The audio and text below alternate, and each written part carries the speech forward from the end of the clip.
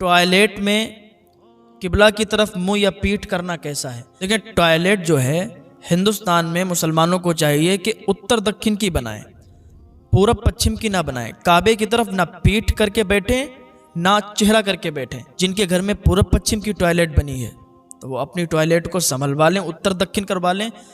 5-10 ہزار روپے میں کچھ نہیں ہوگا، بہت بڑے گناہ سے بچو گے۔ اگر ایسا نہیں کرو گے تو گناہ گار ہوگے، لہٰذا اتر دکن کی بنوائیں، پورب پچھم کی نہ بنوائیں۔ کیا لوٹے یا گلاس کو 5 انگلیوں سے پکڑ سکتے ہیں؟ لوٹے اور گلاس کو 5 انگلیوں سے پکڑنے میں کیا حرج ہے؟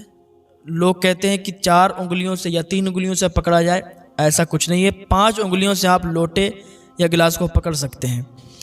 ایک سوال اور ہے، کیا بچے کو دودھ پلانے سے عورت کا وضو ٹوٹ جاتا ہے یا نہیں؟ دیکھیں بچے کو دودھ پلانے سے یہ عوام میں بھی کچھ ایسے رواج ہو جاتے ہیں اور وہ بہت پہلے سے چلتے ہوئے ہوتے ہیں، ان کو ٹھیک کرنے کی کوئی کوشش نہیں کرتا۔ اگر انہیں بتایا بھی جاتا ہے کہ بھائی یہ غلط ہے تو لوگ اس پر عمل نہیں کرتے، کہتے ہیں آپ غلط بول رہے ہیں، ہم تو اپنے پرخوں سے کرتے ہوئے آئے ہیں، ہمارے باپ دادا یہی کرتے آ رہے ہیں۔ جو بات اگر کوئی پڑھا لکھا انسان آپ کو بتاتا ہے تو اس کی بات ماننا چاہیے، اگر کوئی عالم دین آپ کو سمجھا رہا ہے تو اس کی بات ماننا چاہیے۔ اب یہ سوال ہے، کیا بچے کو دودھ پلانے سے عورت کا وضو ٹوٹے گا یا نہیں؟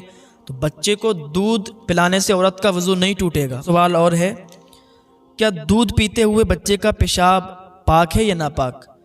تو دیکھیں پیشاب دودھ پیتے ہوئے بچے کا ہو یا بوڑھے کا ہو یا جوان کا ہو، ناپاک ہوتا ہے، ٹھیک ہے، پیشاب پاک نہیں ہوتا۔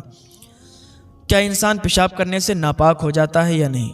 دیکھیں یہ ایک مسئلہ ہے، کسی نے پیشاب کیا، اب نہ تو پانی تھا نہ تو ڈھیلا تھا، تو اب بتائیں کیا پاک ہوگا یا ناپاک؟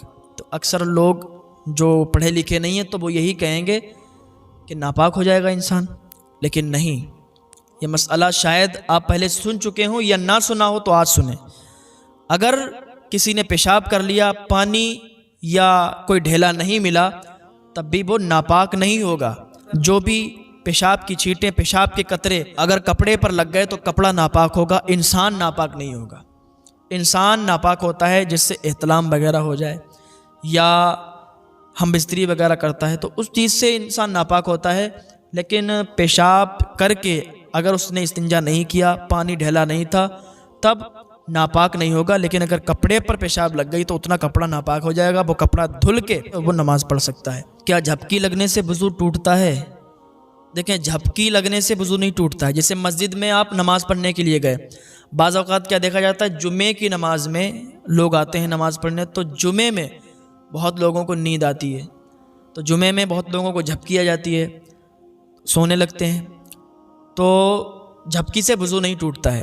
ہاں اگر آپ ٹیک لگا کر سو جائیں، ٹیک لگا کر اگر آپ سو گئے تو وضو آپ کا ٹوٹ جائے گا، یا لیٹ گئے آپ چت یا پٹ کسی طریقے سے تو وضو ٹوٹ جائے گا، لیکن بیٹھے بیٹھے اگر آپ کو جھپکی آئی تو وضو نہیں ٹوٹے گا۔ کیا بیوی سے ہم بستری کرنے سے سارے کپڑے ناپاک ہو جاتے ہیں یا نہیں؟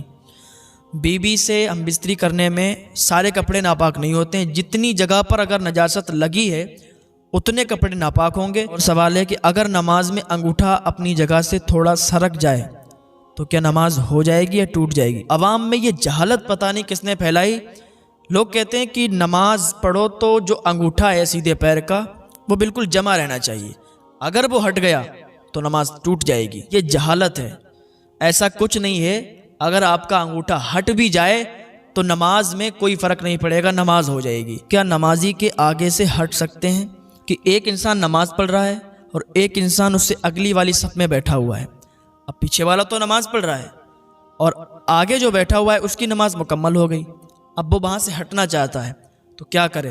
اسی بات پر ایک انسان کا ایک سے جھگڑا ہو گیا، وہ صاحب نماز پڑھ رہے تھے اور ان کے آگے جو بیٹھے تھے وہ آگے سے ہٹ گئے اور یہ نماز پڑھتے رہے، تو انہوں نے بعد میں بڑا جھگڑا کیا کہ آپ میرے آگے سے ہٹے کیوں، یہ گناہ ہے، یہ جائز نہیں ہے۔ تبھی تو کہتے ہیں علماء سے ملیں، علماء سے پوچھا کریں، کوئی مسئلہ آپ کا پھنسا ہوا ہو تو آپ اپنے علماء سے پوچھا کریں، یہ مسئلہ ہمیں نہیں معلوم ہے، اس کو لہٰذا آپ حل کریں، تو انشاءاللہ آپ کو پتہ چلے گا کہ نمازی کے آگے سے ہٹ سکتے ہیں، گزر نہیں سکتے۔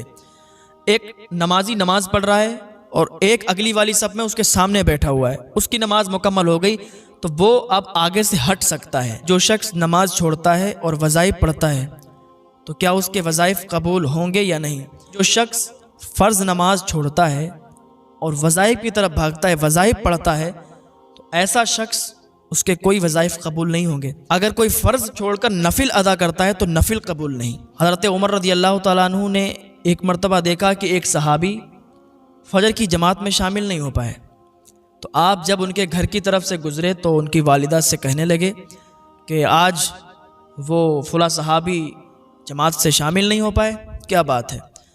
تو ان کی والدہ کہنے لگی کہ آج انہوں نے پوری رات وظائف کیے، پوری رات انہوں نے وظیفے پڑھے، نفل ادا کی، اسی وجہ سے ان کی آنکھ لگ گئی اور وہ جماعت میں شامل نہیں ہو پائے۔ تو حضرت عمر رضی اللہ تعالیٰ عنہ کہتے ہیں کہ پوری رات وظائف کرنے سے بہتر ہے کہ فجر کی جماعت میں شامل ہو۔ کیا بغیر رومالی والا پیجامہ یا تہمد پہن کر نماز ہو جائے گی یا نہیں؟ بغیر رومالی والا اگر پیجامہ ہے اس کو پہن کر نماز ہو جائے گی، یا تہمد پہن کر کوئی نماز پڑھتا ہے تو اس کو پہن کر بھی نماز ہو جائے گی۔ لوگ یہ کہتے ہیں کہ اگر تہمد کے اندر کچھ نہیں پہنا یا پاجامہ میں رومالی نہیں تو نماز نہیں ہوگی، یہ لوگوں میں غلط ہے، غلط مشہور ہے، بلکہ نماز ہو جائے گی۔ پاجامہ یا پینٹ کی مہری موڑ کر نماز ہو جائے گی یا نہیں؟